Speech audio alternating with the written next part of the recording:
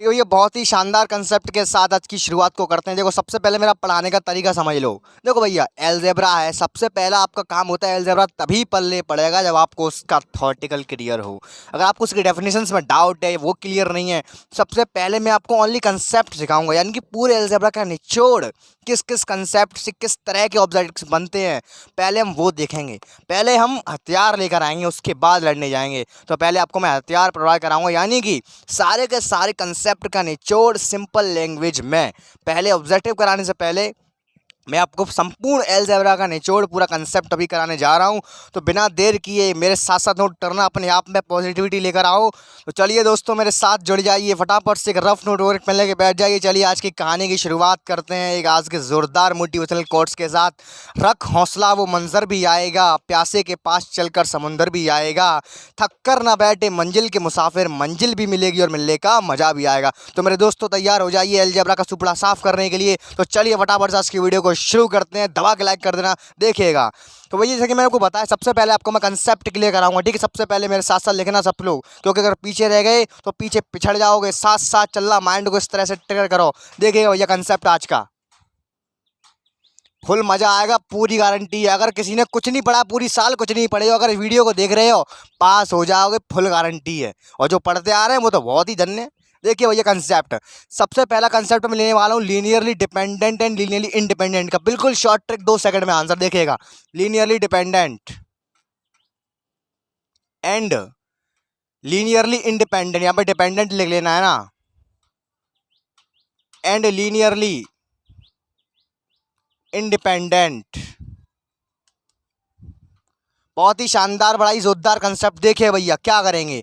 सबसे पहले कि ये बहुत पूछा जाता है लीनियरली डिपेंडेंट और इंडिपेंडेंट पे, एमएससी एंट्रेंस में और बीएससी में काफी सारे ऑब्जेक्टिव पूछे जाते हैं। बहुत ही इंपॉर्टेंट ये टॉपिक है।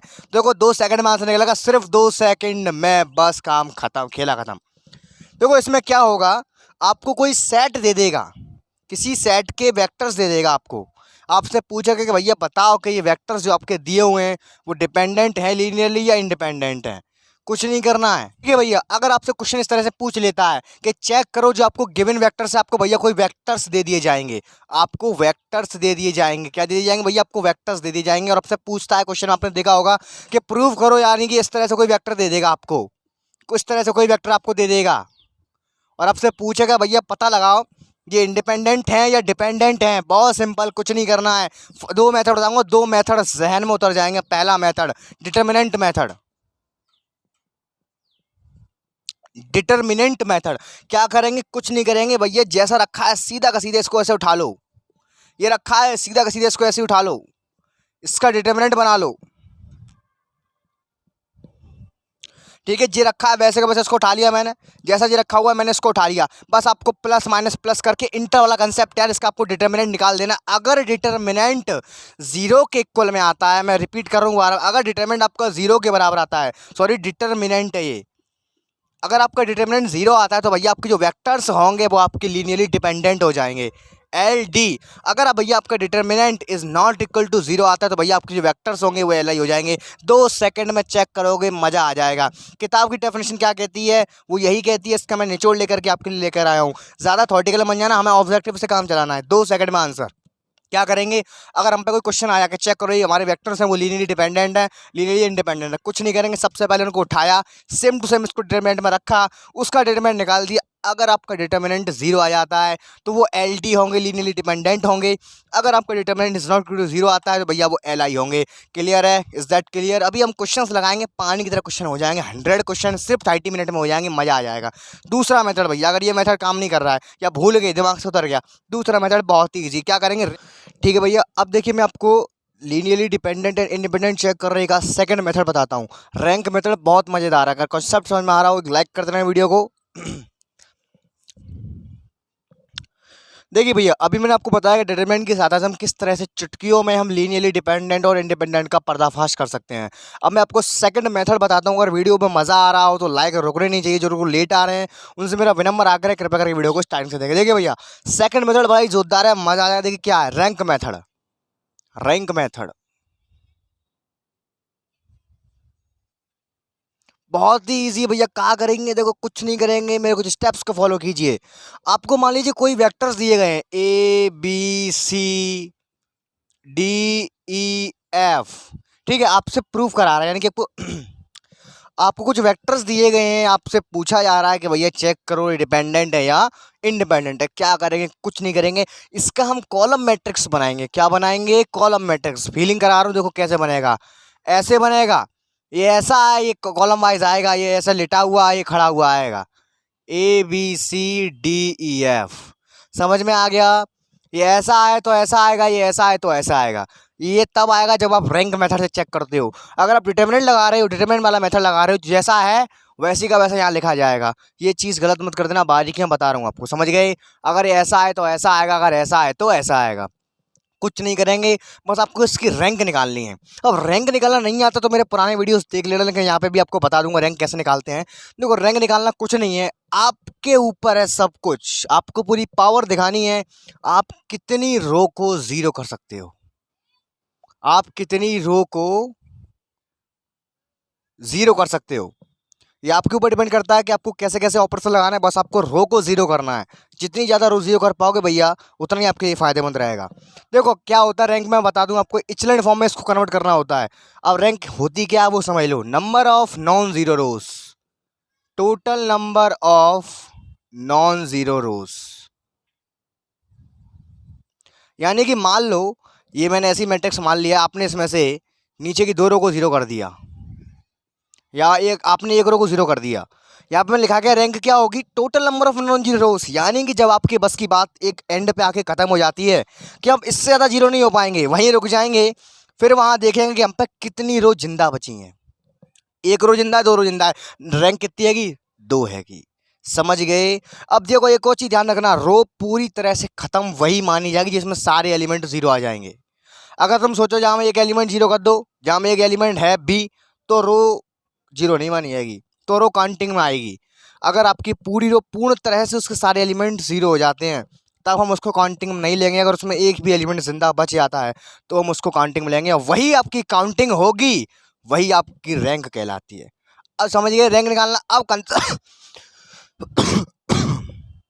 समझ गए रैंक निकालना, समझ गए रैंक निकालना। अब कंसेप्ट पे आते हैं। देखिए कंसेप्ट क्या है, अगर आपकी rank given number of given vectors के बराबर आती है, नंबर ऑफ वेक्टर्स के बराबर आती है, यानी कि अगर आपको वेक्टर दो गिवन है और आपकी रैंक भी दो आ गई, लीनियरली इंडिपेंडेंट LI कहा जाएगा इन वेक्टर्स को।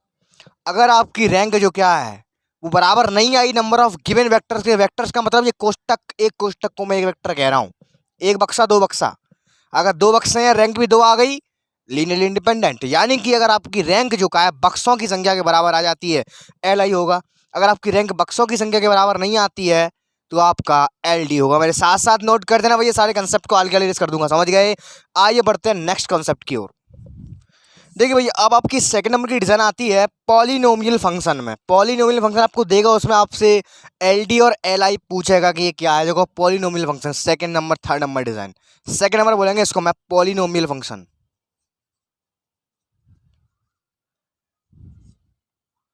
चिंता मत करना, जो कंसेप्ट की PDF मैंने ये तैयार करी है, इसकी आपको PDF भी मिल जाएगी नीचे डिस्क्रिप्शन में से, डाउनलोड कर लेना। लेकिन मैं आपको समझाते चल रहा हूँ, अगर आपने डाउनलोड कर रही जल्दबाजी में वीडियो को छोड़ दिया, एक अक्षर पल्ले नहीं पड़ने वाला, ठीक है। देखो भैया पोलिनोमियल फंक्शन में आपसे कैसे पूछेगा LI और LD।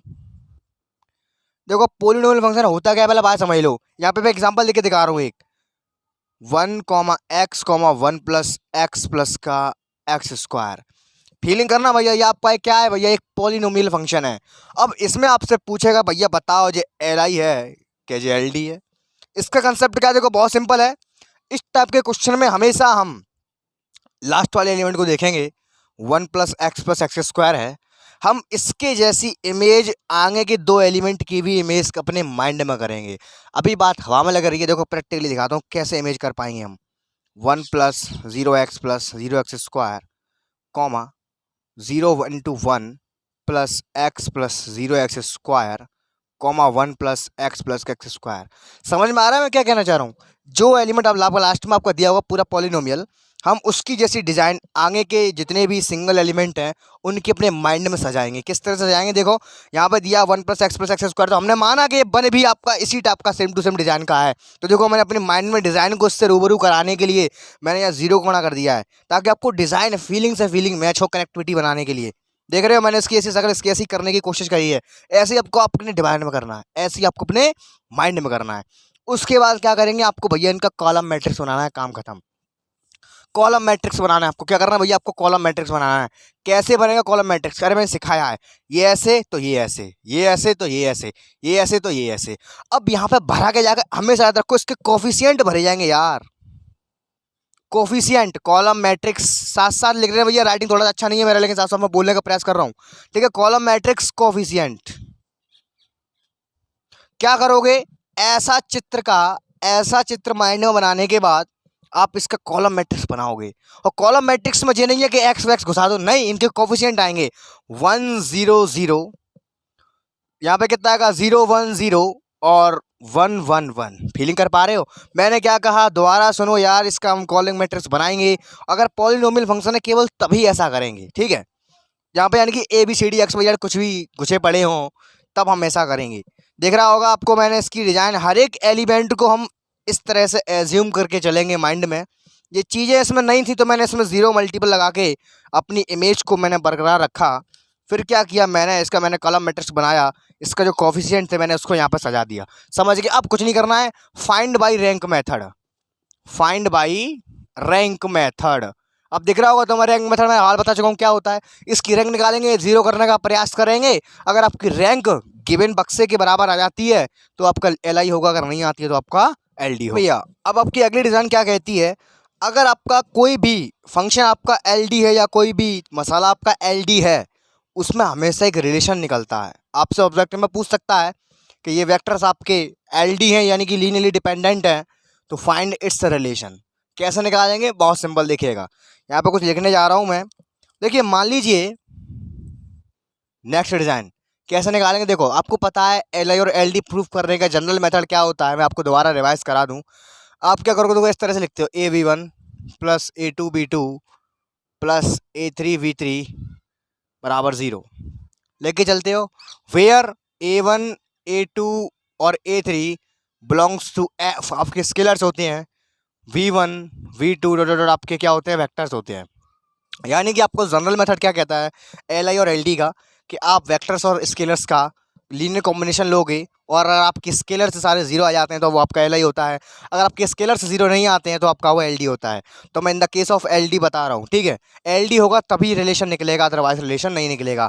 क्या करेंगे, देखो आपको इस तरह से लीनियर कॉम्बिनेशन बना कर रख लेना है। समझ गए, मैं बता रहा हूँ भैया, इस तरह से आपको लीनियर कॉम्बिनेशन बना कर रख लेना है अगर कोई आपके वेक्टर्स LD हैं तो। समझ में आ रहा है। अब क्या करेंगे बाद में, देखो आपको मैट्रिक्स बनानी पड़ेगी।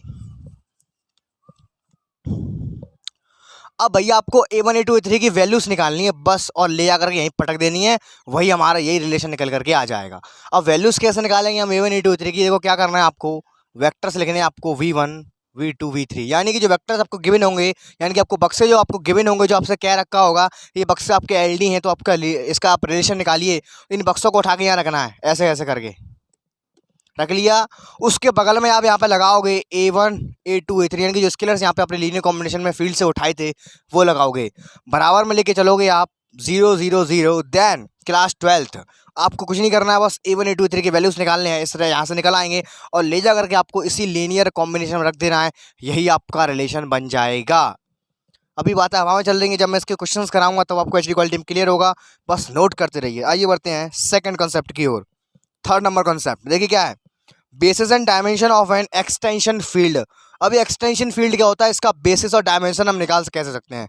देखिए बहुत सिंपल कंसेप्ट है इसका, basis and dimension, basis and dimension of an extension field.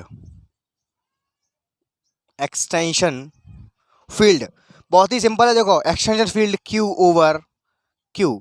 इसका एक सिंपल सा फार्मूला होता है। देखो एक्सटेंशन फील्ड होता क्या है, पहले आपको वो सिखा दूं मैं, देखिएगा। एक्सटेंशन फील्ड आपका इस तरह से होगा, इसकी डिजाइन होगा इस तरह से होगी, रेडिकल P रेडिकल Q, आप इसको रूट भी कह सकते हैं। यानी कि आपको जो क्या है क्वेश्चन गिवन होगा, इस तरह का दिया होगा, उससे आपकी बेसिस और डायमेंशन पूछी जाएंगी। तो इसका फार्मूला डायरेक्ट लिखा रहा हूँ, बहुत ही सिंपल इसका फार्मूला। देखिए क्या इसका फार्मूला ये है, ठीक है भैया, आपको कुछ नहीं करना है, यहाँ पे आपको इस तरह से सजा करके लिख लेना है a plus B radical p plus का c रेडिकल q प्लस का d रेडिकल। देखो बेसिस आ गया। बेसिस कुछ नहीं है भैया, जो आपने ए बी सी डी घुसाए हैं इनका जो कोफिशिएंट है वही इसके बेसिस है। Coefficient of A B C D, केवल इसको नोट करते रहो यार, क्यों टेंशन ले रहे हो, अभी क्वेश्चन आएगा ना तब धुआं उड़ेगा। केवल सिम टू सिम इसको नोट करते हो, मैं नोट करा रहा हूँ वैसे। तो उसके कोफिशिएंट होंगे ए बी सी डी के, वही आपके बेसिस होंगे। और आपका डायमेंशन क्या होगा, डायमेंशन कुछ नहीं होगा, number of basis, number of basis, number of total basis, ये आपका डायमेंशन होता है। डायमेंशन क्या होगा आपका, नंबर ऑफ टोटल बेसिस क्या कहलाएगा, डायमेंशन कहलाएगा। ए बी सी डी के जो कोफिशिएंट होंगे ये आपके क्या कहलाएंगे, आपके बेसिस कहलाएंगे। समझ में आ रहा है, केवल यार डिजाइन समझते चलो, अभी क्वेश्चन लेने वाले हैं, आगे चलते हैं देखिएगा। देखिए भैया, basis of all real solution of the differential equation, अगर आपको कोई डिफरेंशियल इक्वेशन दे दी जाए उसके बेसिस पूछ लेगा। यहाँ तक आपने इसको क्वेश्चन किया नहीं होगा, कंसेप्ट सीखेगा। Basis of all real solution of the differential equation, basis of all real solution of the differential equation. समझना गौर से, आपको कोई डिफरेंशियल इक्वेशन देगा, फिर आपसे पूछेगा बेसिस निकालो इसके। आप उससे कहोगे भैया ना तो ये वेक्टर है ना कुछ है, भैया इसके बेसिस कैसे आएंगे। बहुत इजी कंसेप्ट। देखिए कंसेप्ट क्या है, कंसेप्ट कुछ नहीं करना आपको, उस डिफरेंशियल इक्वेशन का आपको फॉर्मेट एज्यूम करना है कि चैप्टर 5 का है, 8 का है, 10 का है, बस उसको सॉल्व कर लो जैसे करते हैं वैसे। आपको पता है डिफरेंशियल इक्वेशन सॉल्यूशन जो आएगा वो कुछ इस टाइप से आता है, y बराबर c1 या कुछ दिया होगा x प्लस का c2 y, मेरे को आता है, मुझे मालूम है, मैंने सिखाया है चैप्टर 5 में। जो आपकी ओडी पीडी कुछ भी हो, वो आपको एक डिफरेंशियल इक्वेशन आपको दी होगी कोई भी, उससे आपके बेसिस पूछे जाएंगे। कुछ नहीं करना आपको, सिंपल उसको सॉल्व करना है, और सॉल्व करने के बाद आपको बस ये c1 c2 है ना, इनको हटा दो। x प्लस वाई कुछ भी हो सकता है, यहाँ पे मैंने ऐसे ही मान लिया है, वही होंगे आपके बेसिस, कहानी खत्म। यानी कि बेसिस क्या होता है, without contain constant c1 c2 is the basis of differential equation, काम खत्म। यानी कि आप जब इसका सॉल्यूशन निकालोगे तब उसमें कांस्टेंट टर्म को हटा दोगे, उसके बाद जो आंसर होगा भैया आपका वही बेसिस हो जाएंगे। आइए बढ़ते हैं नेक्स्ट डिजाइन की ओर।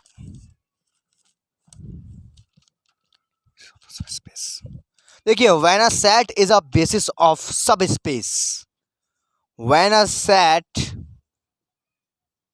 Is a basis of subspace. देखो क्वेश्चन आपको इस तरह से देगा ऑब्जेक्टिव में, कैसे देगा, आपको कोई सेट दे देगा, उल्टा सीधा कोई सेट आपको दे देगा वो, ठीक है। फिर सेट देने के बाद वो आपको कोई सब स्पेस दे देगा, ये कह देगा इज अ सब स्पेस ऑफ ये कह देगा इस तरह से। तो आपको कैसे पता लगेगा भैया ये सब स्पेस है या नहीं है, यस और नो में आपको आंसर देना है। बहुत ही सिंपल कंसेप्ट। देखिए, S is linearly independent show होनी चाहिए। इसके लिए आप क्या करोगे, कुछ नहीं है, ठीक है। ठीक है भैया, आप देखो ये बेसिस कैसे शो कराएंगे, आप कोई भी सेट हो किसी सब स्पेस का, जरूरी तो नहीं है उसका बेसिस हो, बेसिस आप उसको कैसे शो कराएंगे, यानी कि बेसिस वो तभी होगा जब वो एल आई होगा, जब वो क्या होगा, एल आई, यानी कि लीनियरली इंडिपेंडेंट होगा। और एल आई चेक करने का पैरामीटर तरीका है, आप हमेशा का डिटरमिनेंट निकालोगे और वो इज नॉट इक्वल टू 0 आना चाहिए, तभी आप कह दोगे भैया अगर वो आपका डिटरमिनेंट सेट कर इज नॉट इक्वल टू 0 आता है, यानी कि सेट आपका एल आई है। अगर एल आई है वो, तो भैया बेसिस है वो। बेसिस तभी होगा जब वो एल आई होगा किसी सब स्पेस का। कंसेप्ट क्लियर होगा। आइए बढ़ते हैं नेक्स्ट डिजाइन की ओर। सेकंड डिजाइन, अगले डिजाइन नंबर डाल देना, मुझे नहीं पता, देखिएगा। If V is a finite dimensional vector space, ये सुनने वाला कंसेप्ट है, लिख नहीं सकता मैं इसको। अगर भैया वी आपका कोई फाइनाइट डायमेंशनल वेक्टर स्पेस है, जैसे ध्यान रखो वी आपको कोई वेक्टर स्पेस है, देखिए, then the number of elements any two basis, V आपका कोई सब स्पेस है, सॉरी वी आपका कोई वेक्टर स्पेस है, इसके हमने कोई दो बेसिस उठा लिए, कोई से दो बेसिस, तो याद रखना उनमें नंबर ऑफ एलिमेंट हमेशा सेम होंगे। ये आपकी इनवेरेंस थ्योरम ने प्रूफ करके ये बात कही है। ऑब्जेक्टिव के लिए मोस्ट इंपोर्टेंट भैया, ये मोस्ट इंपोर्टेंट है आपका ऑब्जेक्टिव के लिए, ये साइड से आपको दिख भी रहा होगा। If V is a finite dimensional vector space, then the number of elements any two basis of V V अगर वेक्टर स्पेस के हमने कोई दो बेसिस ले लिए, उनमें नंबर ऑफ एलिमेंट हमेशा सेव होंगे, इस तरह से आपका ऑब्जेक्टिव आता है। मोस्ट इंपोर्टेंट है। अगला देखिए, मोस्ट इंपोर्टेंट क्वेश्चन, इसका एक क्वेश्चन जरूर मान लेगा भैया, 1 नंबर आपका पक्का। कोई भी कॉम्पिटिटिव एग्जाम हो, बीएससी, एमएससी, एंट्रेंस, कोई सा भी एग्जाम हो, ये हमेशा आता है। क्या आता है भैया, आपको वेक्टर स्पेस चेक करना है कि कौन सा वेक्टर स्पेस बनेगा, कौन सा वेक्टर स्पेस नहीं बनेगा। इतनी शानदार ट्रिक देने जा रहा हूँ यार, मजा आ जाएगा। दिल खोल के लाइक करना। बड़ा ही शानदार कंसेप्ट बताने वाला हूँ कि कौन सा, कैसे 1 सेकंड में पता लगाएं हम वेक्टर स्पेस होगा, वेक्टर स्पेस नहीं होगा। चलिए देखते हैं। वेक्टर स्पेस को चेक करने का बड़ा ही शानदार कंसेप्ट। एक चीज बता रहा हूँ आपको, क्राइंग रैट क्यों जाए, ये कंसेप्ट याद रखो। क्राइंग रैट क्यों जाए, क्राइंग रेट क्यों जाए भाई, क्राइंग रेट क्यों जाए, चिल्लाता हुआ चूहा क्यों जाए। ये मेरा कंसेप्ट है भैया, बड़े जोरदार, 1 सेकंड में सीख जाओगे। देखो याद रखो हमेशा, क्राइंग रेट क्यों जाए, हमेशा इधर से हम इधर चलेंगे। सी से आर आए, यानी कि C over R vector space होगा, R over Q vector space होगा, Q over Z vector space नहीं होगा। Q over Z vector space नहीं होगा, ये अपवाद है, ये अपवाद है। हमेशा याद रखेंगे, क्यों नहीं होगा भैया, Z is not a field, Z is not a field. Vector space वही होगा जो अपने आप में फील्ड लगाएंगे वेक्टर स्पेस है या नहीं है। इन चारों के अलावा कुछ भी आ जाए वेक्टर स्पेस नहीं होगा, क्योंकि वो फील्ड ही नहीं होगा। ये 4 ही मेन कंसेप्ट हर एक कॉम्पिटिटिव एग्जाम में पूछे जाते हैं। याद रखो भैया, अगर आप उल्टा चलोगे तो भी कोई वेक्टर स्पेस नहीं होगा। नहीं, हमेशा जो क्रम होता है वो यही होता है। क्राइंग रेट क्यों जाए, सी ओवर आर होगा, आर ओवर क्यू होगा। समझ में आ रहा है, सी ओवर आर होगा, आर ओवर क्यू होगा, सी ओवर क्यू होगा, क्यू ओवर जेड नहीं होगा, ना आर ओवर जेड होगा, because Z is not a field. समझ गए। क्यू ओवर क्यू हो जाएगा, क्यू ओवर क्यू हो जाएगा, सी ओवर आर हो जाएगा, आर ओवर क्यू हो जाएगा। आप सोचो कि आर ओवर सी हो, नहीं होगा, उल्टा क्रम चल गया। नहीं, क्रम यही होना चाहिए, और इस क्रम में लास्ट वाला फॉलो नहीं होगा, क्योंकि Q over Z, Z is not a field, Z आपका फील्ड नहीं है, तो ये क्रम आपका काम नहीं करेगा।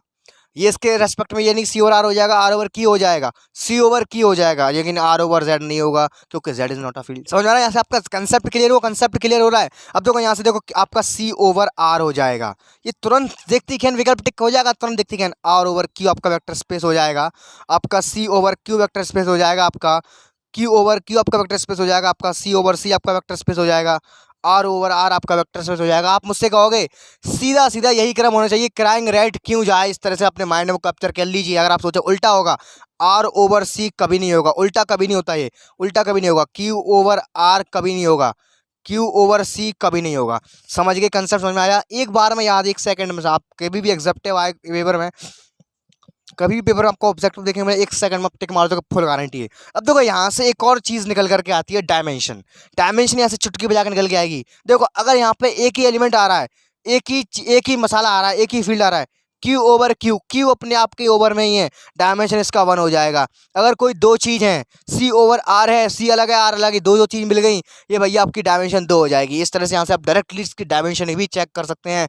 पूछता है पेपर में कि find the dimension of vector space C over R, इसका कंसेप्ट है यार, समझ गए। आर ओवर क्यू की डायमेंशन कितनी होगी, 2 होगी। आर क्यू अलग अलग मसाले हैं, अलग अलग, ठीक है। अगर मैं पूछूं आपसे आर ओवर आर की डायमेंशन कितनी होगी, भैया 1 होगी। सी ओवर आर की डायमेंशन कितनी होगी, भैया 2 होगी। दोनों अलग अलग मसाले हैं। तो आई होप आपको वेक्टर स्पेस है या नहीं है, ये कंसेप्ट अच्छे से क्लियर हुआ होगा। 1 सेकंड में आप ऑब्जर्व टिक कर दोगे, और आपको यही पता चला होगा भैया हम डायमेंशन यहाँ से डायरेक्टली कैसे निकाल सकते हैं। समझ में आया। आइए बढ़ते हैं अगले कंसेप्ट की ओर। देखिए अगला कंसेप्ट क्या है कि most important, property to check vector space, vector space है या वेक्टर स्पेस नहीं है, इसको चेक करने की बहुत ही शानदार प्रॉपर्टी देने जा रहा हूँ। 1 सेकंड में चेक कर लोगे भैया वेक्टर स्पेस है या नहीं है। अब देखो आप मुझसे कहोगे ये किसकी प्रॉपर्टी थी, अरे ये तो इस टाइप की थी कि जब आपको फील्ड दिए जाए इस टाइप से तब प्रूफ कराए। लेकिन अगर आपको कुछ मसाला दे दिया उसने एक्स वाई के, अगर इस टाइप के अलावा कुछ और देता है उल्टा सीधा नाम से आप चेक करने को, वो कैसे चेक करते देखिएगा। अगर मान लो उसने आपको दे दिया, ये मसाला दे दिया, क्या दे दिया आपको, वी बराबर उसने दे दिया X comma Y comma Z, X comma Y comma Z belongs to R Q, और आपसे कह रहा है is such that 2y plus का 3y क्यू माइनस का 4z स्क्वायर बराबर 0 है। अब आपसे उसने ऐसे पूछ लिया कि इट इज वेक्टर स्पेस और नॉट, कैसे पता लगाओगे कि ये कंसेप्ट काम करेगा, नहीं काम करेगा। इसके लिए अलग कंसेप्ट है यार, ये कंसेप्ट केवल इन्हीं के लिए काम करेगा। स्पेशली क्वेश्चन होते हैं, हमेशा आता ही आता है, और इस टाइप के क्वेश्चन भी आते ही आते हैं। क्या करेंगे, कुछ नहीं करेंगे, बहुत ही ईजी है।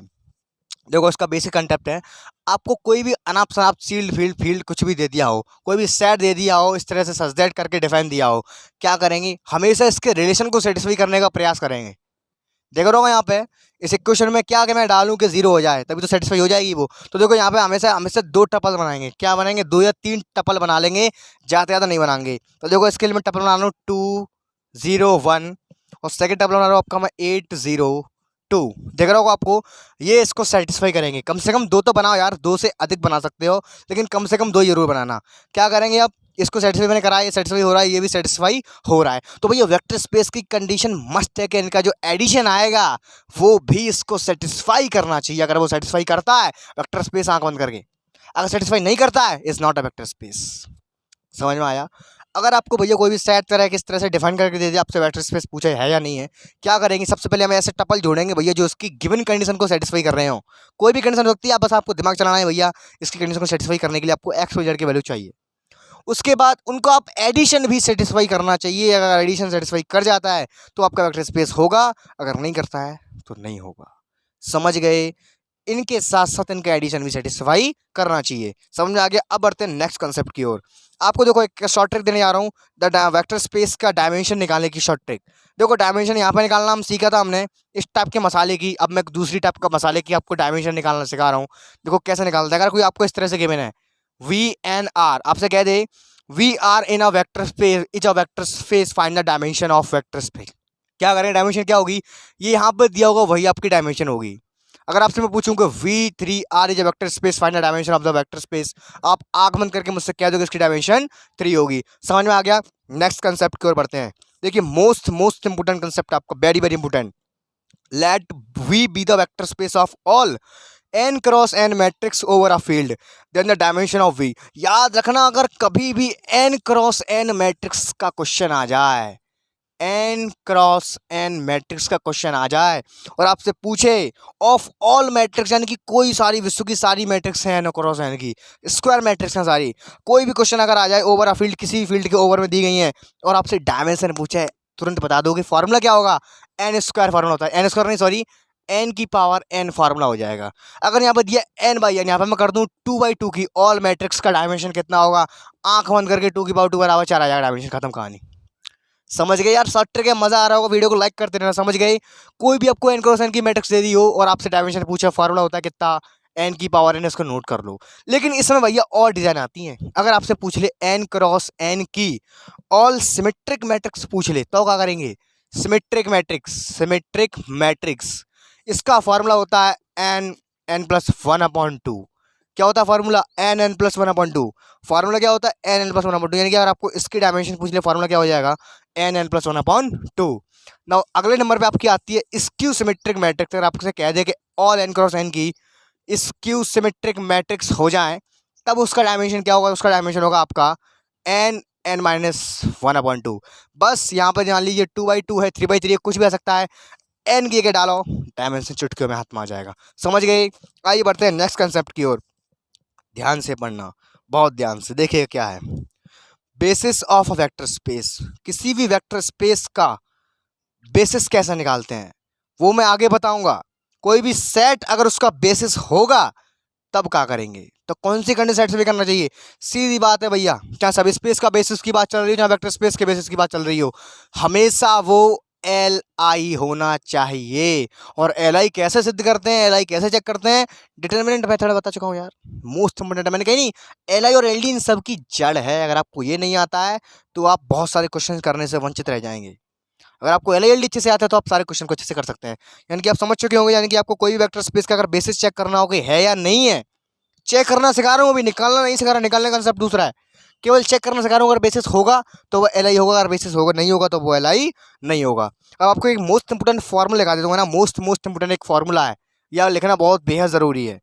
If W1 and W2 be finite dimensional vector space, हमेशा याद रखो अगर आपके दो कोई वेक्टर स्पेस दिए हुए हैं और आपसे रिलेशन पूछता है तो फॉर्मूला देखिए ये होता है, क्या होता है, dimension of W1 plus W2 बराबर dimension of W1 plus dimension of W2 minus dimension of W1 intersection W2। ये फॉर्मूला वेरी वेरी मस्त है, इससे कम से कम 5 ऑब्जेक्टिव आते हैं। याद रखो यहाँ पे W1 और W2 आपके क्या है, वेक्टर स्पेस हैं, वेक्टर स्पेस हैं। Vector space and W1 W2 यहाँ पे आपके मोस्ट इंपोर्टेंट फॉर्मूला आपका ये। अगर आपके W1 W2 दो वेक्टर स्पेस है तो फॉर्मूला खुलता है आपका dimension of W1 plus W2 बराबर dimension of W1 plus dimension of W2 minus dimension of W1 intersection W2। ये कब की कंडीशन, जब आपके W1 W2 वेक्टर स्पेस हो। अब W1 W2 अगर आपके सब स्पेस हो गए तो उसके लिए अलग फॉर्मूला। देखिए सब स्पेस के लिए फॉर्मूला क्या है, सब स्पेस के लिए आपका थोड़ा सा अलग फॉर्मूला है। देखिए क्या है फॉर्मूला, अगर W1 W2 be the subspace और vector space then W1 plus W2 बराबर W1 यूनियन W2। बस याद रखो ना, याद रखो यार, ये चीज़ें याद रखने की होती हैं। चिंता मत करना, इसकी पीडीएफ आपको नीचे मिल जाएगी, डाउनलोड करके आप लोग खुद भी अच्छे से नोट्स बना लेना इसके, ठीक है।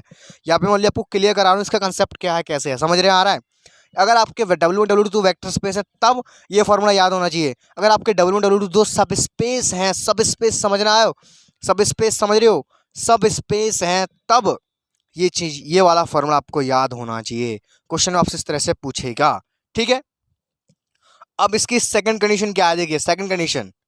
अब आपके दिमाग में एक चीज़ चल रही होगी कि भैया सब स्पेस क्या होता है, किसी वेक्टर स्पेस का सब स्पेस क्या होता है। बहुत सिंपल है कि सब स्पेस क्या, तो पता लगाएंगे। सब स्पेस खत्म, सब स्पेस देखो क्या करेंगे, अगर आपको कोई सेट गिवन हो और पूछ रहा हो क्या वो सेट इस वेक्टर स्पेस का सब स्पेस है, हमेशा एक चीज़ याद रखो, ए अल्फा प्लस बी बीटा बराबर W आपको लेकर के आना है। याद रखो, केवल इसको याद रखो बस। इसका यूज़ क्वेश्चन में कैसे होगा ये मैं सब सिखा दूंगा, केवल बेसिक नॉलेज ले लो। ए आपका फील्ड का एलिमेंट है, बी भी आपका फील्ड का एलिमेंट है, अल्फा बीटा आपके जो सेट चेक करना है हमें वो हैं। उनकी शकल इनके साथ मिलाने के बाद अगर आपकी W में मैच कर जाती है तो हम कह देंगे जो आपको सेट दिया हो वो आपका सब स्पेस है वेक्टर स्पेस के अलॉन्ग में। समझ गए, केवल अभी समझते रहो मोटा मोटा, अभी मज़ा आएगा, ठीक है। उसके बाद हमारी नेक्स्ट प्रॉपर्टी क्या है, property if W be a subspace of a finite dimensional vector space. देखो मोस्ट इंपोर्टेंट, मेरे वर्ड्स को गौर से सुनना। If W be a subspace of a finite dimensional vector space then dimension of V upon W। अगर आपसे कभी भी dimension of V upon W पूछेगा, इसका हमेशा डायरेक्ट फॉर्मूला होता है क्या, dimension of V minus dimension of W। Most important formula भैया, इसके आपके 5 नंबर के निकलते हैं हर एक पेपर में, चेक कर लेना। अगला कंसेप्ट भैया, अगला कंसेप्ट आपका क्या है, देखिए बहुत ईजी है। इस सेट ऑफ वेक्टर्स, कोई आपका वेक्टर्स का सेट है, कंटेन्स एट लीस्ट 1 0 वेक्टर। अगर उसमें 1 0 वेक्टर है, इस बात को लिख लेना यार, लिख लो इस बात को। A set of vectors which contain at least 1 0 vector, अगर उसका एक वेक्टर 0 है तो वो आपका सेट लीनियरली डिपेंडेंट होगा। ये ओनली आपको थ्योरेटिकली पूछा जाएगा। A set of vectors is containing 1 non zero vector या राइट नॉन जीरो वेक्टर, तो वो हमेशा आपका Li होगा। हमेशा आपका कैसा होगा वो, Li, लीनियरली इंडिपेंडेंट होगा। अगर सेट ऑफ वेक्टर्स में 0 आपका एक वेक्टर है, 0 एक वेक्टर है, तब LD होगा। अगर नॉन जीरो एक वेक्टर है, नॉन जीरो जीरो बहुत फर्क होता है, तो वो आपका Li होगा। समझ गए, समझ गए भैया। तो यार बस थोड़ा सा अंधेरा हो रहा है, टाइम को थोड़ा सा प्रॉब्लम है। आप लोग तब तक इस कंसेप्ट को रिवाइज करना और मेरे जो कंसेप्ट की जो PDF है इस वाले की आपको नीचे डिस्क्रिप्शन में मिल जाएगा, वहाँ से आप डाउनलोड कर लेना। चिंता मत करना, मैं कल या परसों में पूरा खत्म करा दूंगा, जिस तरह से मुझे टाइम मिलेगा उस तरह से, थोड़ा मेरी प्रॉब्लम समझिएगा। तो बस आज के वीडियो को यहीं फिनिश करते हैं। अगर आपको वीडियो में थोड़ा सा ही मज़ा आया तो लाइक कर देना, अगर वीडियो पर नया है सब्सक्राइब कर देना। तो भैया अगर आपने हमारा व्हाट्सअप ग्रुप अभी तक ज्वाइन नहीं किया, फटाफट ज्वाइन कर लीजिए, लिंक आपको नीचे डिस्क्रिप्शन में मिल जाएगा। तो बस मिलते हैं करना सेम टाइम, तब तक के लिए सेट बोरो के माइंड।